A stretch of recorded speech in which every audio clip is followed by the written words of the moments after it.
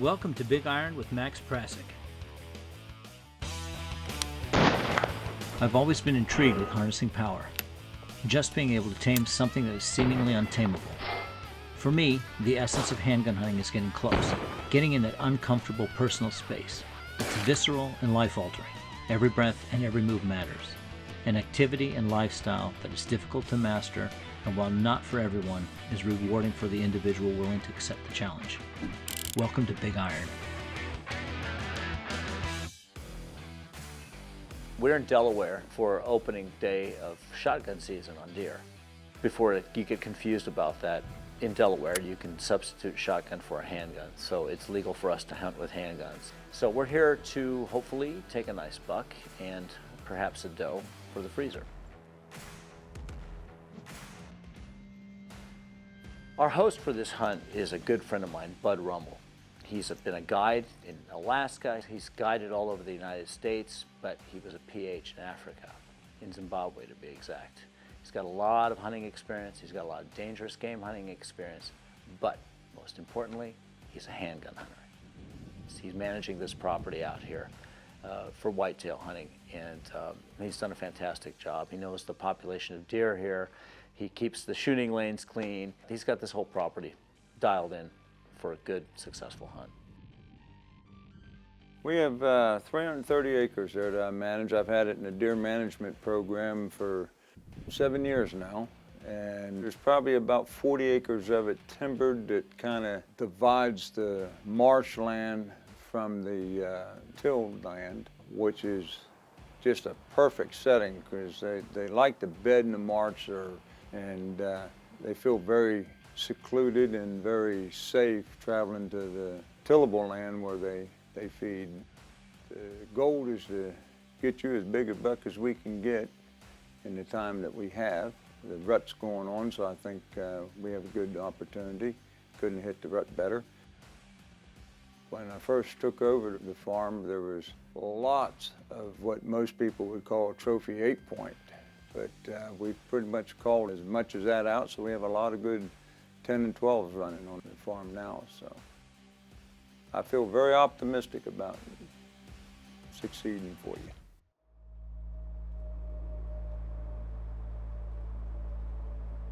It was about 4:30 when we got onto the property, trying to get into our stands well before light because we have a camera crew and we want to get settled in before deer start moving and we mess up the hunt with all of our movement and the noise that we're making. I got a 2-man ladder stand that your back is against the marsh and the front is the timber. They funnel through there to the main bedding area on the whole property. And there's been a lot of good bucks shot out of there. I don't normally hunt with so much hearing protection, but I'm using a 454 Gazoo and it's really loud. Got a Ruger Super Red Hawk with an Ultra Dot 30 mounted with Ruger 30mm rings.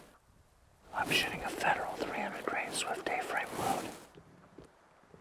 7.5 inch barrel. It's all stainless steel.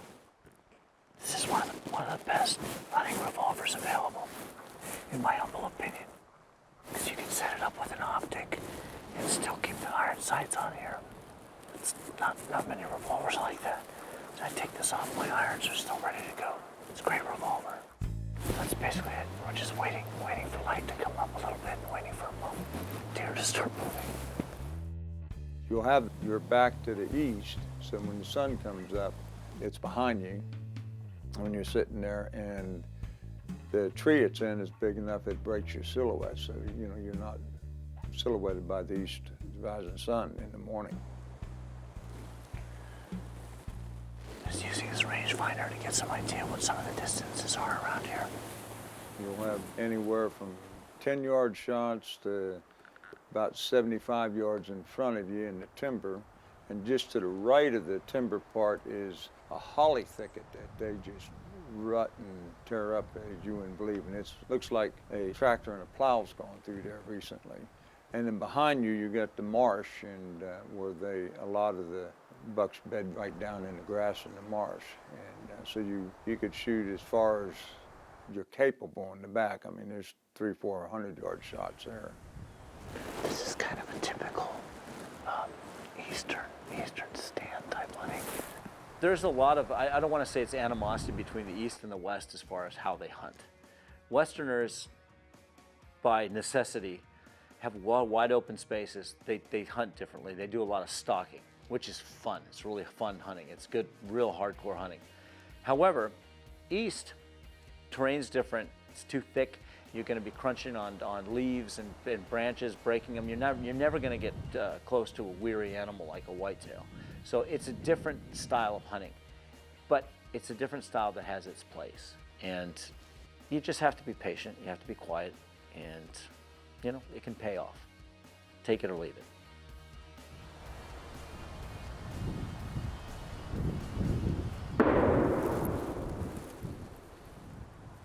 Someone got something, hopefully. It wasn't us. When we return, Bud did indeed kill a nice buck, but he's about to discover that was the easy part. Stay with us. Big Iron is brought to you by Magnum Research, makers of the BFR, the biggest, finest revolver, and Buffalo Bore Ammunition. Strictly business.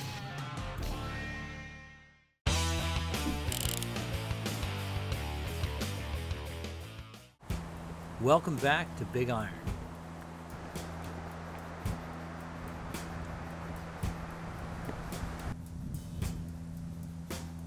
We're still in the same tree stand, waiting on conditions to improve. There are some things you can control, or at the very least plan for. But the wind is always a roll of the dice.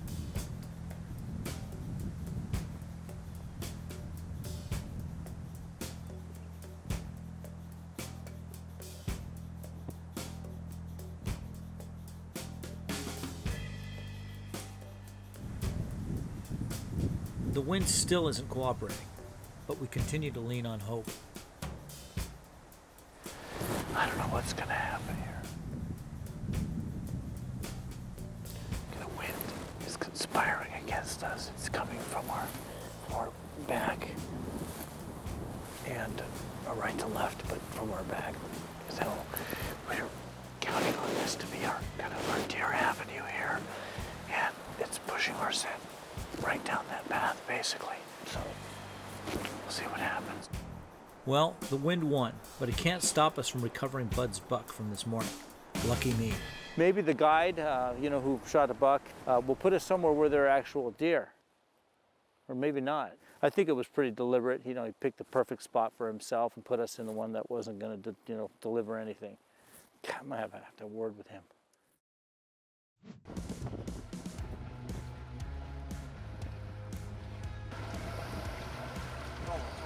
Tracy and Rusty, I swear I got fish swimming around in my boot. You might. Apparently it's closer to the water than it is to a land mass, and so it's going to be easier to pick it up with a boat. So we went and got a boat, and now we're going to go pick up a deer. The farm has got about 2.5 miles of water frontage, and if you want to hunt the edge of the marsh, the best way to retrieve a deer is by boat. It's just impossible. There's no way, any place, anywhere on the farm, you can get an ATV to the marsh. I went out on the farthest point of the marsh, which in the dark, it was just, I would have liked to have sent Max there, but it's just too dangerous not knowing the terrain, because like I was walking along and all of a sudden I fell in a hole up over my knee full of water and sat in the blind with a boot full of water all morning. When I shot the deer, it ran about 15 yards into the thicket, and it was all I could do to drag it out. It took probably a half hour to drag it out that 15 yards. It's kind of a neat way to hunt though, it's just the only easy way of doing it.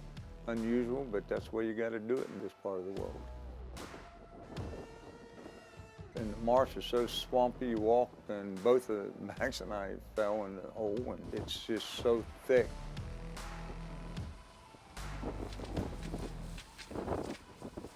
The guide can hunt.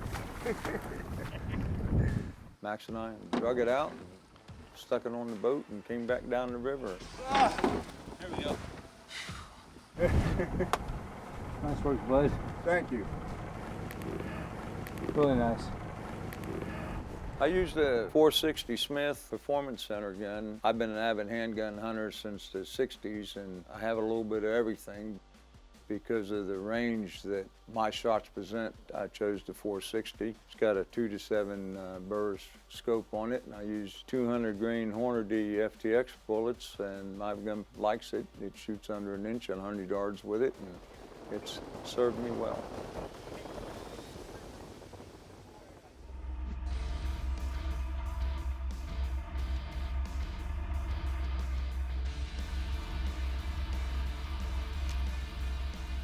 For the evening hunt, we got into a box blind, which is nice because it kind of shelters you a little bit from the elements. It has a roof over its head, which is beautiful when it starts raining.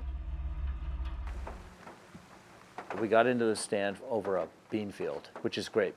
A lot of animals come in typically to this particular spot. A few years ago, I took a cull buck off of that particular spot. Towards the end of shooting light, it started to rain. And it started to rain hard, and it rained harder even still. Rain makes you miserable because then you add the cold to it, and then you're talking about a really, really happy hunter. It messes up your visibility. Although I've seen rain make animals move when it's cool and it's raining because no one's harassing them, so they tend to move a lot. So, I mean, your chances are pretty decent when it rains, but it hurts visibility, particularly if it's getting dark. Biggest challenge is going to get them to stop with the rut going on. Bucks just don't stop when there's a doe in front of them. There were a lot of does out there, but we held out, we held out, we held out. There it comes. It's too far away though. Towards the last of the shooting light, here comes a buck. And it was easily identified at 100 yards as a buck with a really good rack. And when you can see it from that distance, you know you're onto something pretty damn good. Shot placement here is important because if you don't have perfect shot placement and anchor that deer right away, if he makes it through the timber and into the marsh, you'll never find him. You just cannot find him in the marsh. It's just next to impossible.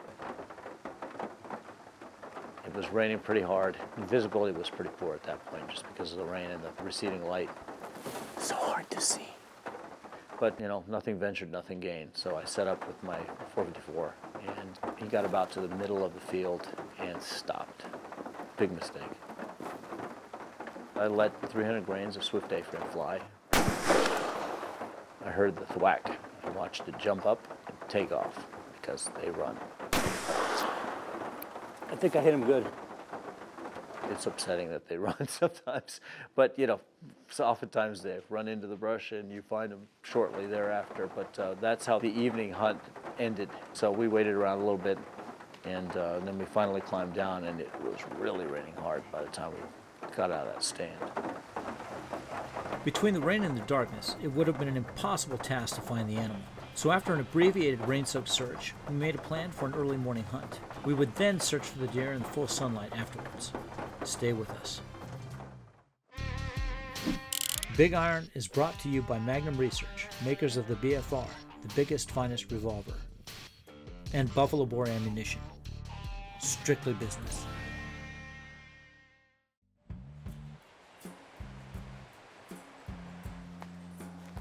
After hitting that buck in the last light and the pouring rain, we decided to wait until the sun was shining in the morning to resume the tracking. Until then, Bud has us in another supposedly target-rich tree stand, awaiting the day ahead.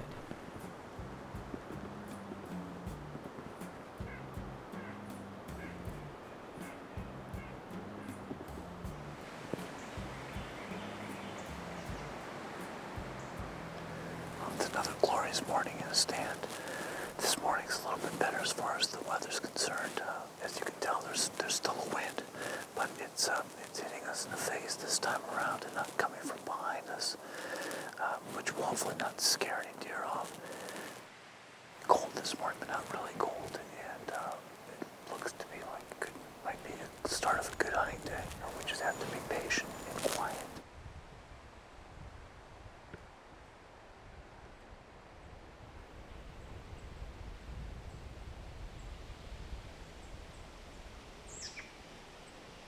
Hunting from a tree stand seems like an activity devoid of skill. Luck plays a role in all hunting, but when you're in a fixed position that you can't change, luck takes on a much more significant and meaningful role.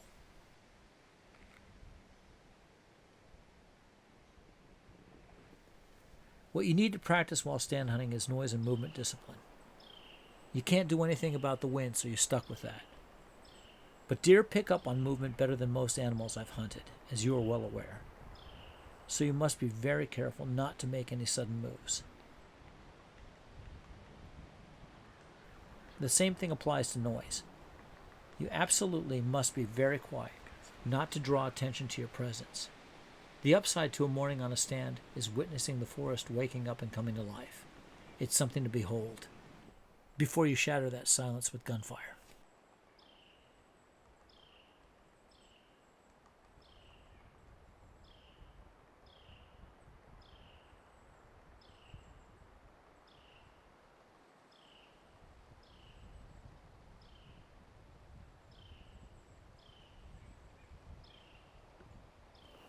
Well, we've been out here for a couple hours and we haven't really seen anything. We saw one doe way off in the distance behind a bunch of trees and brush, so there wasn't even a viable shot there. We saw a fox. Oh, there's a doe right there, right there, right there. Don't move. She's tiny, but she doesn't know we're here. There we go. And if she was tiny, we wouldn't have touched her. Try again this late afternoon.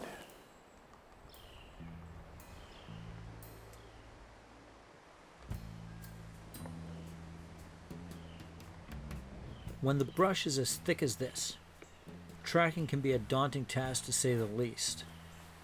Add in a torrential downpour, and all blood sign disappears into the Delaware soil. This is when an experienced tracker, coupled with a dog, partnered up with Lady Luck is your best chance for success. If we only had a tracking dog, we might even succeed in finding our buck.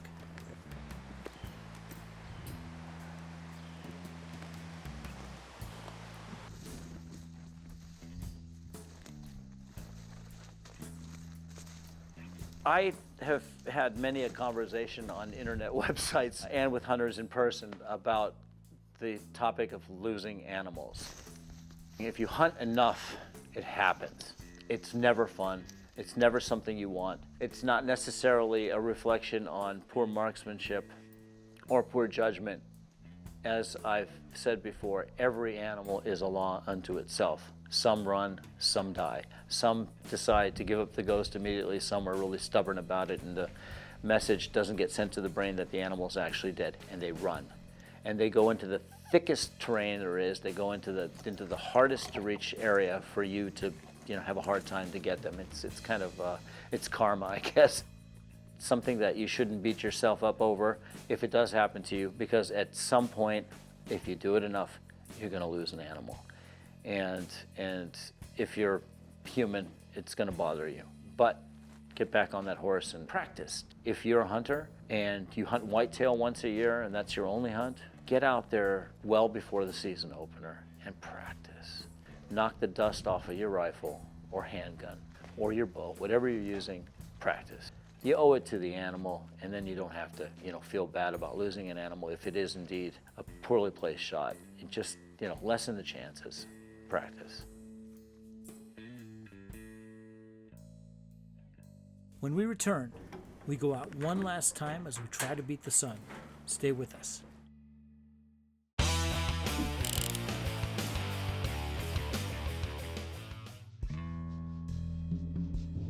The evening blind that I'm putting them in is my blind that I usually sit in. It overlooks a 600-acre tillable plot, so you could shoot as far as you want, but majority of the deer come out under 125 yards.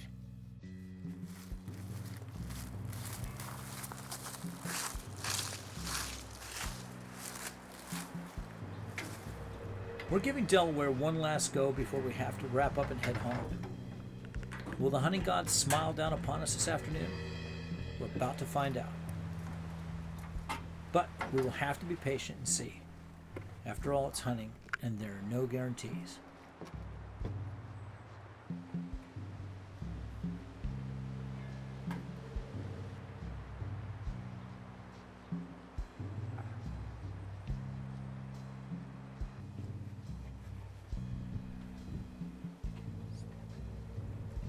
I'm confident that the animal that I shot is actually deceased and it didn't suffer, and it's actually probably 10 feet beyond where we stopped looking, taunting me. No matter how well prepared you are, these animals sometimes just don't cooperate, and it just happens. So there you have it, the somewhat typical eastern U.S. whitetail stand hunt. We've met with mixed results this time around, but that's what Big Iron has to offer, an unabashedly honest look at the hit-or-miss world of hunting. We hope we don't offend with real live handgun hunts, warts and all. We had a great weekend, but we struck out. It happens. Any time spent out in the woods with a firearm is time well spent, as far as I'm concerned. You may feel differently, but I think if you're watching this show, you probably feel the same way I do. But it was fantastic, and I'm looking forward to next season. Hopefully we'll get another invite to come on up here. Until next time. And remember, it's just like bow hunting, but louder.